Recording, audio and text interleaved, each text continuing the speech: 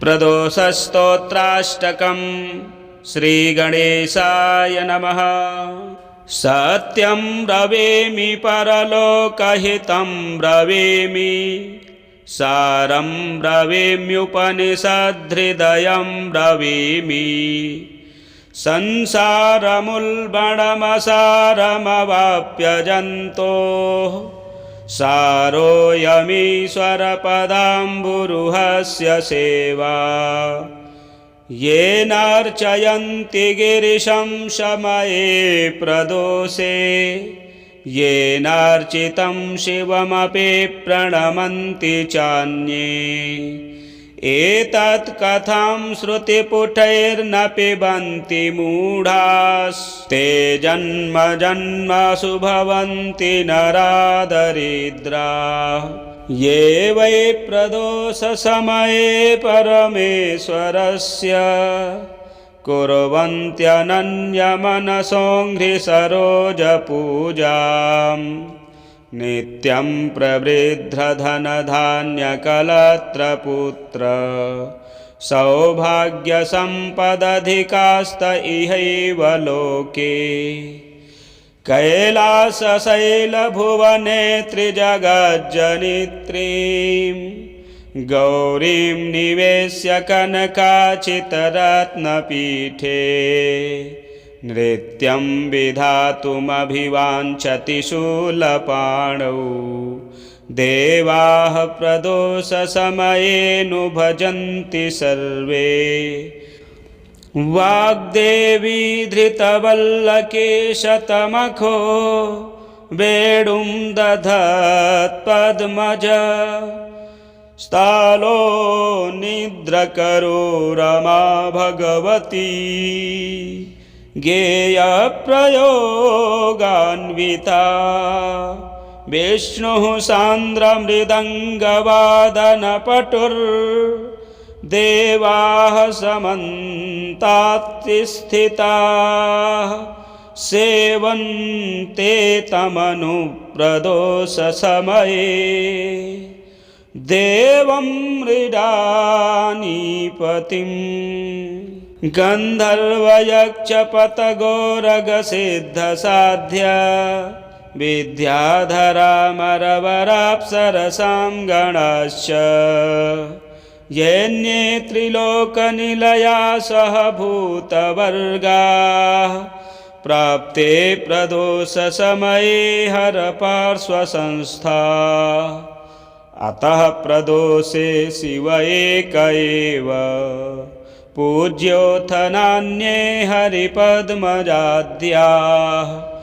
तस्मिन् महेशे विधिनेज्यमाने, सर्वे प्रसीदन्ति सुराधिनाथाः। एष ते तनयः पूर्वजन्मनि ब्राह्मणोत्तमः, प्रतिग्रहैर्वयो निन्ये न दान्याद्यैः सुकर्मभिः। अतो दारिद्र्यमापन्नः पुत्रस्ते द्विजभामिनी, तद्दोषपरिहारार्थं शरणं यातु शङ्करम्। श्रीगणेशाय नमः।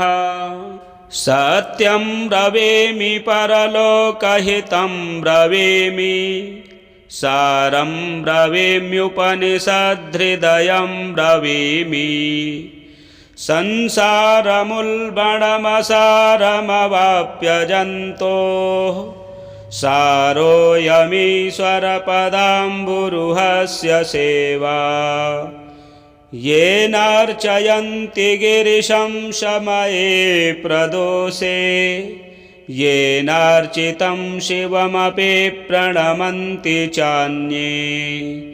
एतत् कथं श्रुतिपुटैर्न पिबन्ति मूढास्ते, जन्म जन्मसु भवन्ति नरादरिद्राः। ये वै प्रदोषसमये परमेश्वरस्य कुर्वन्त्यनन्यमनसोऽङ्घ्रिसरोजपूजाम्, नित्यं प्रवृद्धधनधान्यकलत्रपुत्र सौभाग्यसम्पदधिकास्त इहैव लोके कैलासशैलभुवने त्रिजगज्जनित्रीं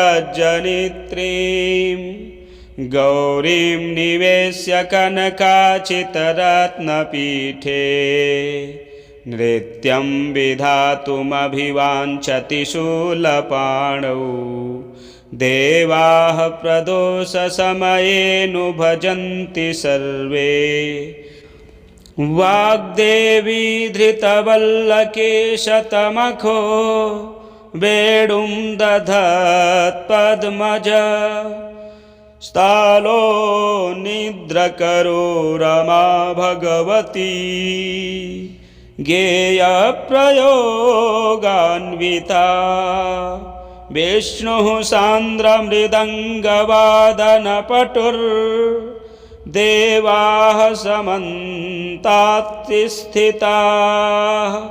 सेवन्ते तमनुप्रदोषसमये देवं मृडानीपतिं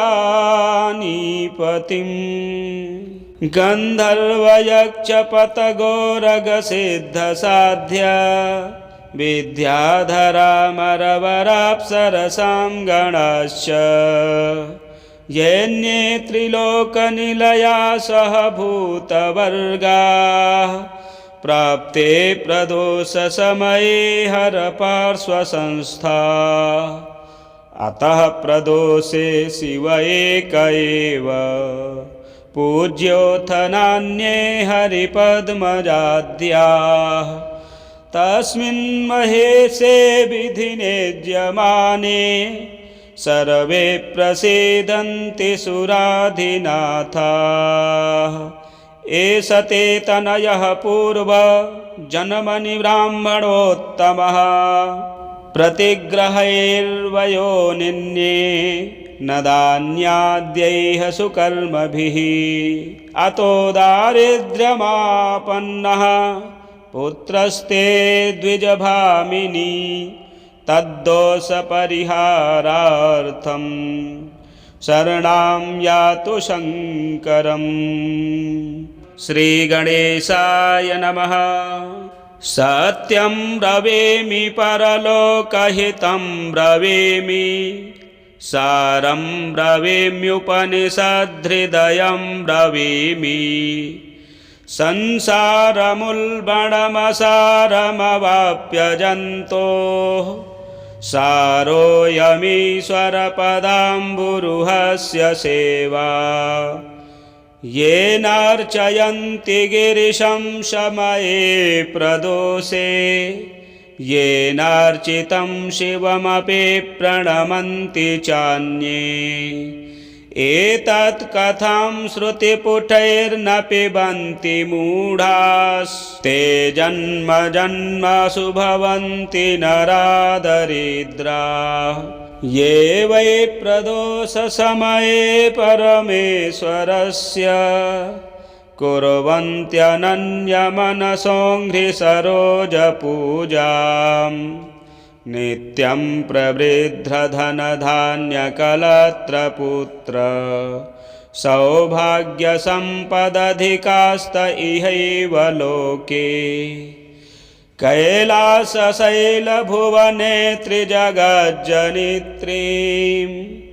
गौरीं निवेश्य कनकाचितरत्नपीठे नृत्यं विधातुमभिवाञ्छति शूलपाणौ देवाः प्रदोषसमयेऽनुभजन्ति सर्वे वाग्देवी धृतवल्लकेशतमखो वेणुं दधत्पद्मज स्थालो निद्रकरो रमा भगवती गेयप्रयोगान्विता विष्णुः सान्द्रमृदङ्गवादनपटुर्देवाः समन्तात्स्थिताः सेवन्ते तमनुप्रदोषसमये देवं मृडानीपतिम् गन्धर्वयक्षपतगोरगसिद्धसाध्य विद्याधरामरवराप्सरसां गणाश्च येऽन्ये त्रिलोकनिलया सह भूतवर्गाः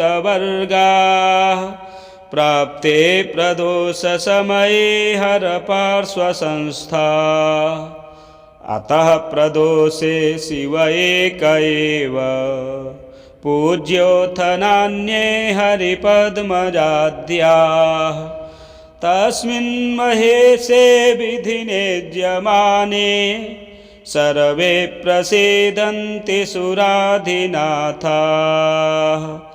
एष ते तनयः पूर्वजन्मनि ब्राह्मणोत्तमः प्रतिग्रहैर्वयो निन्ये न दान्याद्यैः सुकर्मभिः अतो दारिद्र्यमापन्नः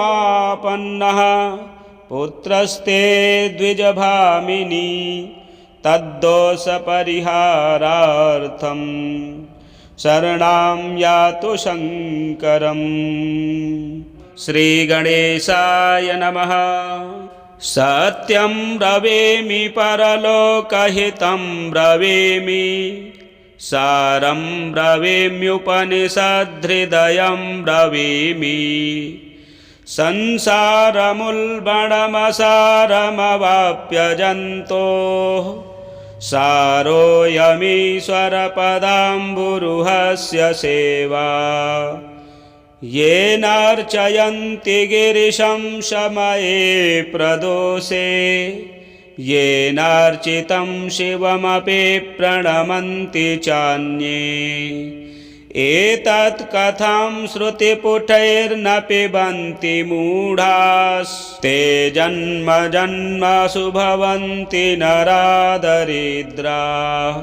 ये वै प्रदोषसमये परमेश्वरस्य कुर्वन्त्यनन्यमनसोऽङ्घ्रिसरोजपूजाम् नित्यं प्रवृद्धधनधान्यकलत्रपुत्र सौभाग्यसम्पदधिकास्त इहैव लोके कैलासशैलभुवने त्रिजगज्जनित्रीं गौरीं निवेश्य कनकाचितरत्नपीठे नृत्यं विधातुमभिवाञ्छति शूलपाणौ देवाः प्रदोषसमये नु भजन्ति सर्वे वाग्देवी धृतवल्लकेशतमखो वेणुं दधत्पद्मज स्थालो निद्रकरो रमा भगवती गेयप्रयोगान्विता विष्णुः सान्द्रमृदङ्गवादनपटुर्देवाः समन्तात्स्थिताः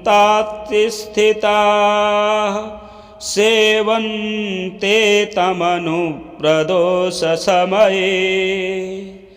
देवं मृडानीपतिम्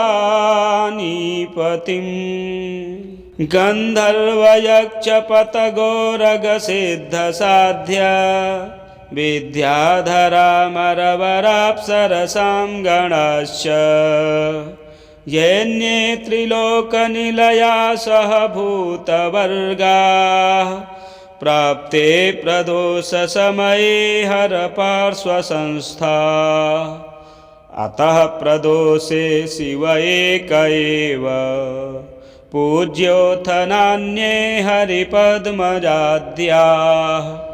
तस्मिन् महेशे विधिने ज्यमाने सर्वे प्रसीदन्ति सुराधिनाथाः एष ते तनयः पूर्वजन्मनि ब्राह्मणोत्तमः प्रतिग्रहैर्वयो निन्ये न दान्याद्यैः सुकर्मभिः अतो दारिद्र्यमापन्नः पुत्रस्ते द्विजभामिनी तद्दोषपरिहारार्थं शरणं यातु शङ्करम्। श्रीगणेशाय नमः। सत्यं ब्रवीमि परलोकहितं ब्रवीमि, सारं ब्रवीम्युपनिषद्धृदयं ब्रवीमि। संसारमुल्बणमसारमवाप्यजन्तोः सारोऽयमीश्वरपदाम्बुरुहस्य सेवा। येनार्चयन्ति गिरिशं शमये प्रदोषे, येनार्चितं शिवमपि प्रणमन्ति चान्ये। एतत् कथं श्रुतिपुटैर्न पिबन्ति मूढास्ते, जन्म जन्मसु भवन्ति नरादरिद्राः। ये वै प्रदोषसमये परमेश्वरस्य कुर्वन्त्यनन्यमनसोऽङ्घ्रिसरोजपूजाम्। नित्यं प्रवृद्धधनधान्यकलत्रपुत्र, सौभाग्यसम्पदधिकास्त इहैव लोके। कैलासशैलभुवने त्रिजगज्जनित्रीं, गौरीं निवेश्य कनकाचितरत्नपीठे।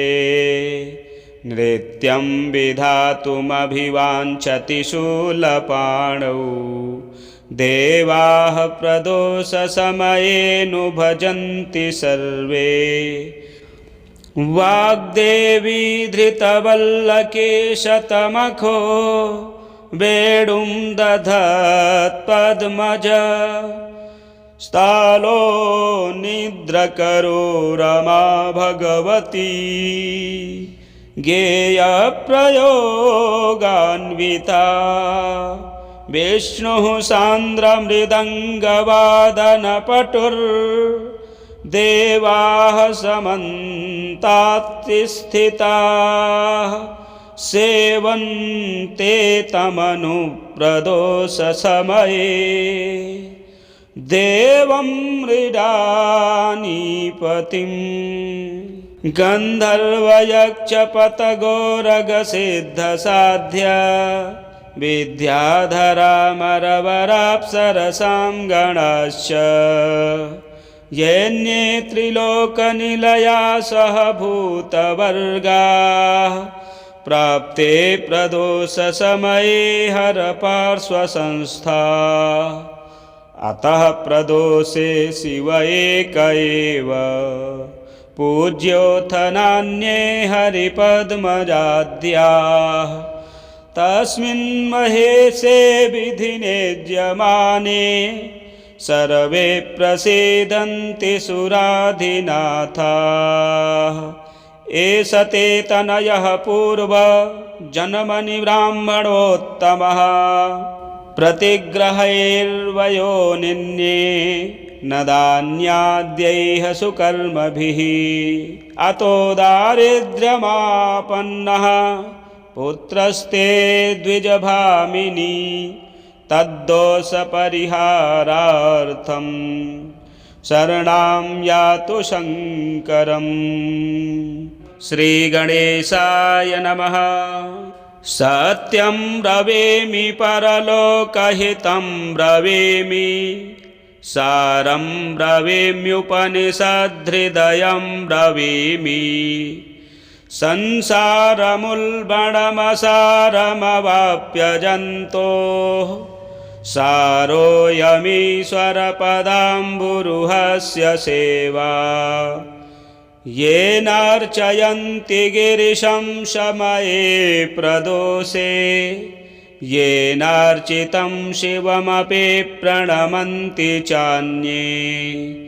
एतत् कथं श्रुतिपुटैर्न पिबन्ति मूढास्ते, जन्म जन्मसु भवन्ति नरादरिद्राः। ये वै प्रदोषसमये परमेश्वरस्य कुर्वन्त्यनन्यमनसोऽङ्घ्रिसरोजपूजाम्।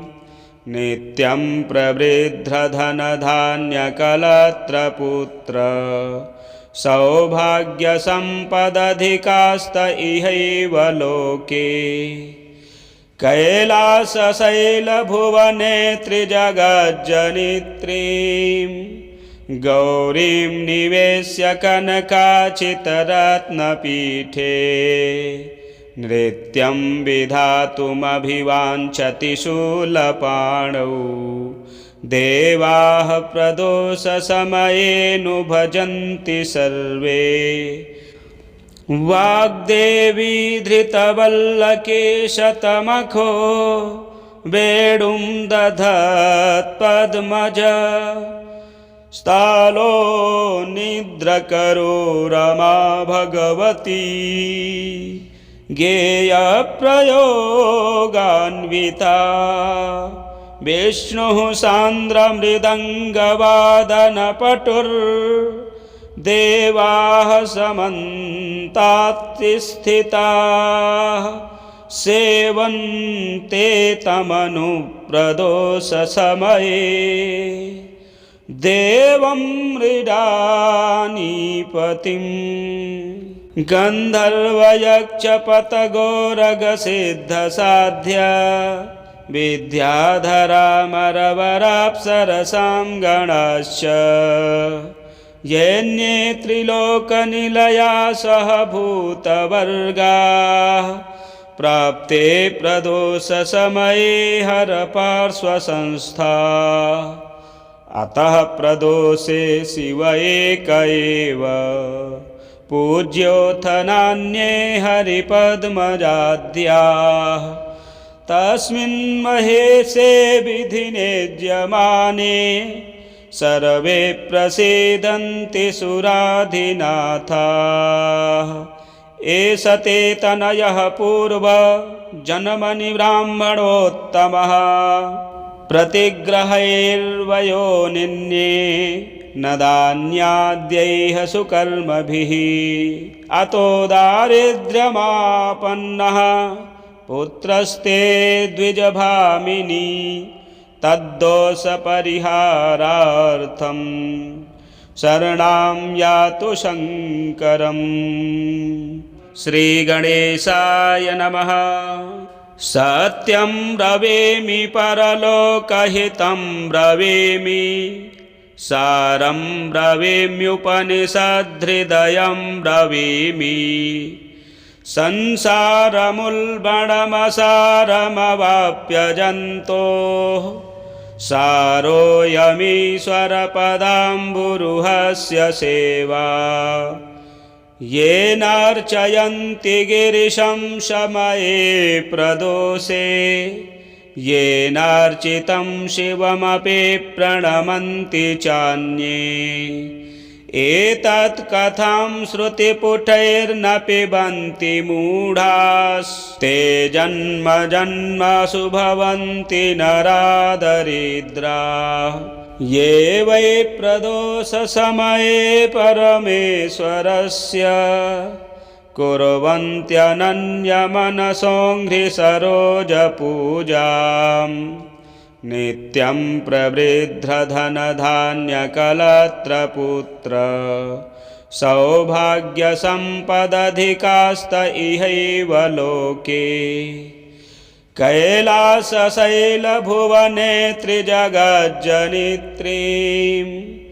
गौरीं निवेश्य कनकाचितरत्नपीठे नृत्यं विधातुमभिवाञ्छति शूलपाणौ देवाः प्रदोषसमयेऽनुभजन्ति सर्वे वाग्देवी धृतवल्लकेशतमखो वेणुं दधत्पद्मज स्थालो निद्रकरो रमा भगवती गेयप्रयोगान्विता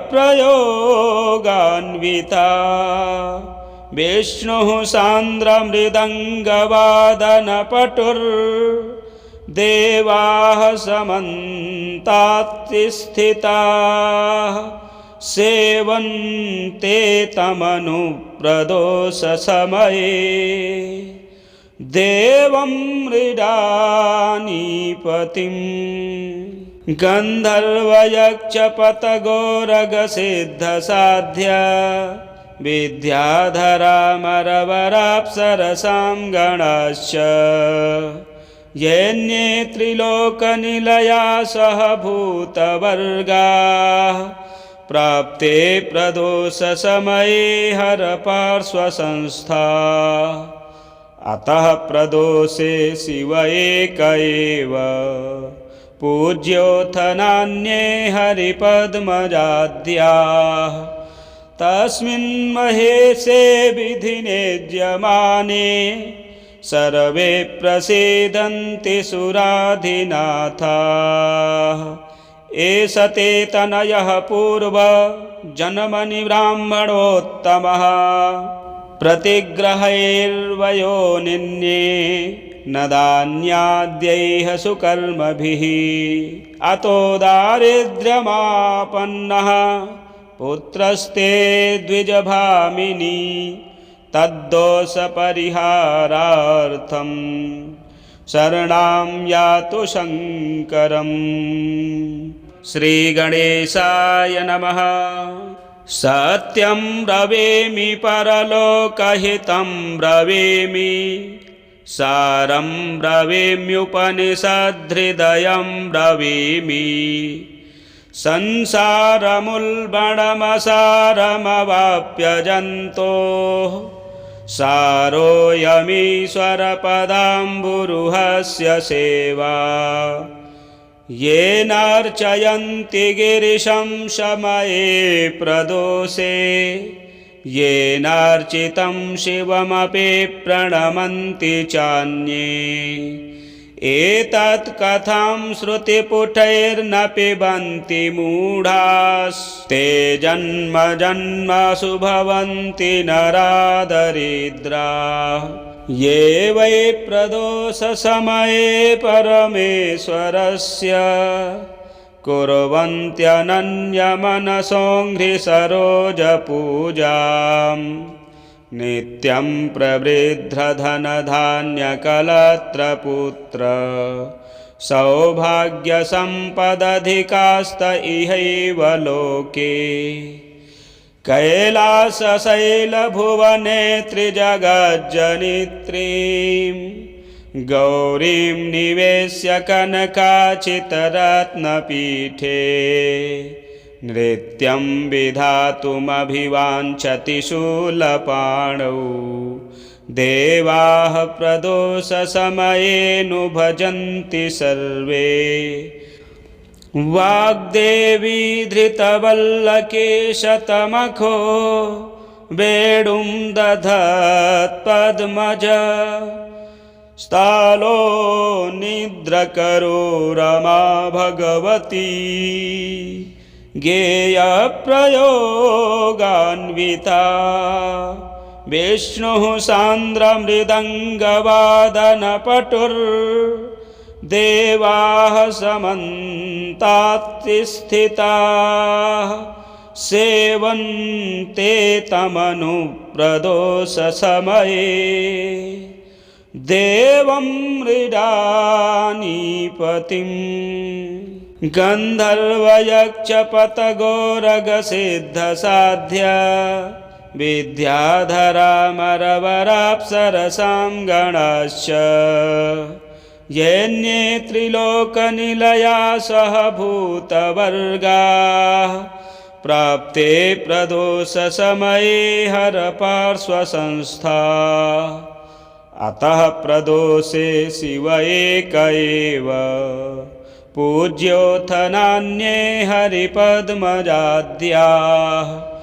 तस्मिन् महेशे विधिनेज्यमाने सर्वे प्रसीदन्ति सुराधिनाथाः एष ते तनयः पूर्वजन्मनि ब्राह्मणोत्तमः प्रतिग्रहैर्वयो निन्ये न दान्याद्यैः सुकर्मभिः अतो दारिद्र्यमापन्नः पुत्रस्ते द्विजभामिनी तद्दोषपरिहारार्थं शरणं यातु शङ्करम्। श्रीगणेशाय नमः। सत्यं ब्रवीमि परलोकहितं ब्रवीमि, सारं ब्रवीम्युपनिषद्धृदयं ब्रवीमि। संसारमुल्बणमसारमवाप्यजन्तोः सारोऽयमीश्वरपदाम्बुरुहस्य सेवा। येनार्चयन्ति गिरिशं शमये प्रदोषे, येनार्चितं शिवमपि प्रणमन्ति चान्ये। एतत् कथं श्रुतिपुटैर्न पिबन्ति मूढास्ते जन्म जन्मसु भवन्ति नरादरिद्राः। ये वै प्रदोषसमये परमेश्वरस्य कुर्वन्त्यनन्यमनसोऽङ्घ्रिसरोजपूजाम्। नित्यं प्रवृद्धधनधान्यकलत्रपुत्र सौभाग्यसम्पदधिकास्त इहैव लोके। कैलासशैलभुवने त्रिजगज्जनित्रीं गौरीं निवेश्य कनकाचितरत्नपीठे। नृत्यं विधातुमभिवाञ्छति शूलपाणौ, देवाः प्रदोषसमये नु भजन्ति सर्वे। वाग्देवी धृतवल्लकेशतमखो वेणुं दधत्पद्मज। स्थालो निद्रकरो रमा भगवती, गेयप्रयोगान्विता।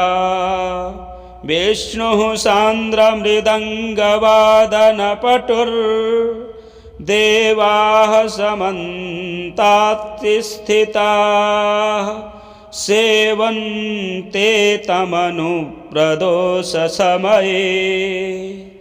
देवं मृडानीपतिम्। गन्धर्वयक्षपतगोरगसिद्धसाध्य विद्याधरामरवराप्सरसां गणाश्च।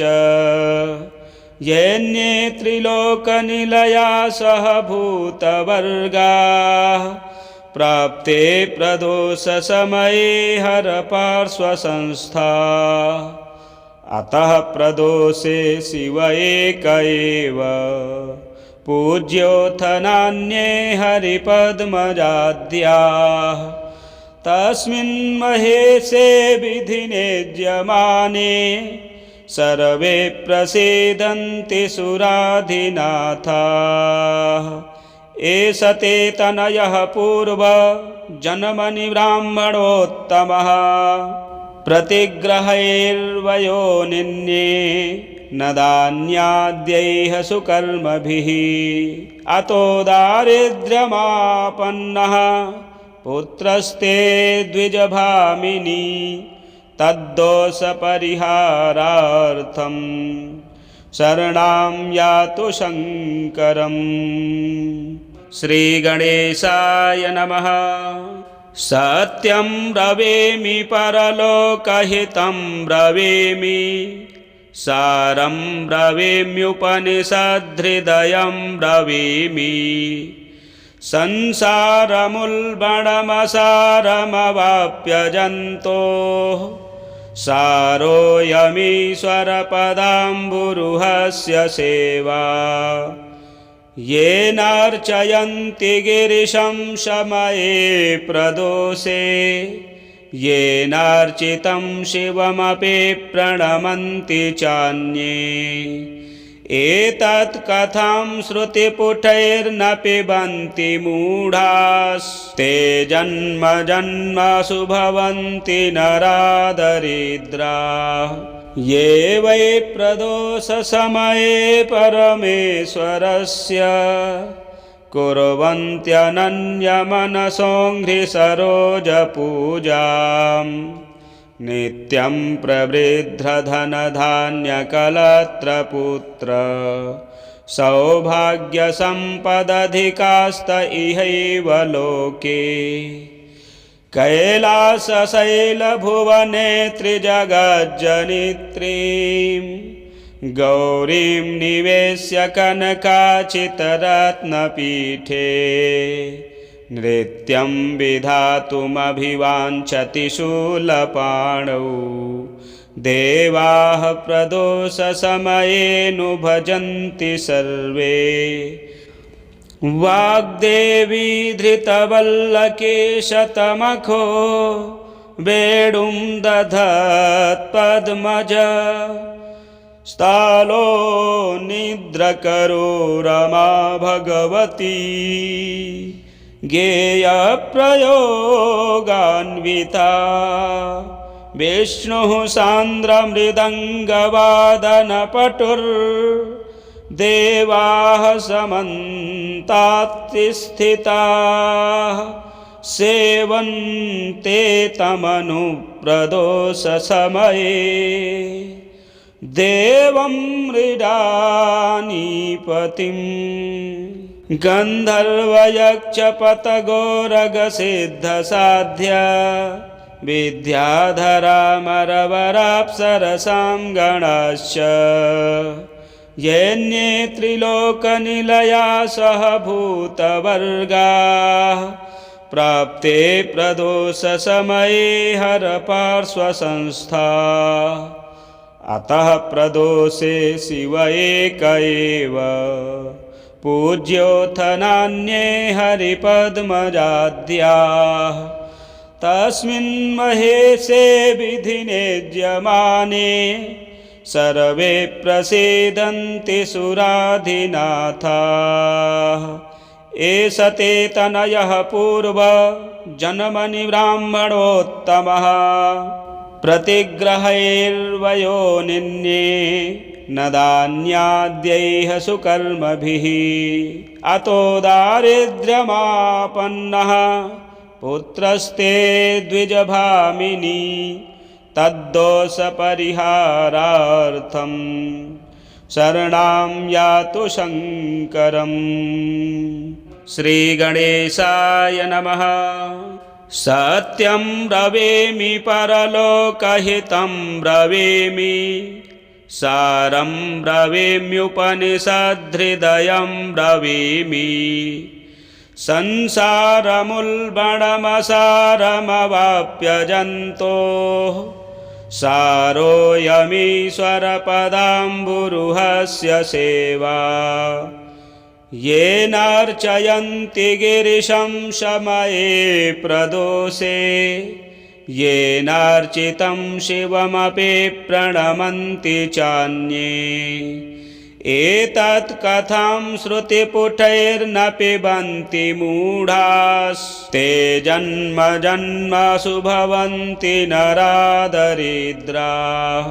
ये वै प्रदोषसमये परमेश्वरस्य कुर्वन्त्यनन्यमनसोऽङ्घ्रिसरोजपूजाम् नित्यं प्रवृद्धधनधान्यकलत्रपुत्र सौभाग्यसम्पदधिकास्त इहैव लोके कैलासशैलभुवने त्रिजगज्जनित्रीं गौरीं निवेश्य कनकाचितरत्नपीठे नृत्यं विधातुमभिवाञ्छति शूलपाणौ देवाः प्रदोषसमयेऽनुभजन्ति सर्वे वाग्देवी धृतवल्लकेशतमखो वेणुं दधत्पद्मज स्थालो निद्रकरो रमा भगवती गेयप्रयोगान्विता विष्णुः सान्द्रमृदङ्गवादनपटुर्देवाः देवाः समन्तात्स्थिताः सेवन्ते तमनुप्रदोषसमये देवं मृडानीपतिं गन्धर्वयक्षपतगोरगसिद्धसाध्य विद्याधरामरवराप्सरसां गणाश्च येऽन्ये त्रिलोकनिलया सह भूतवर्गाः प्राप्ते प्रदोषसमये हरपार्श्वसंस्था अतः प्रदोषे शिव एक एव पूज्योऽथ नान्ये हरिपद्मजाद्याः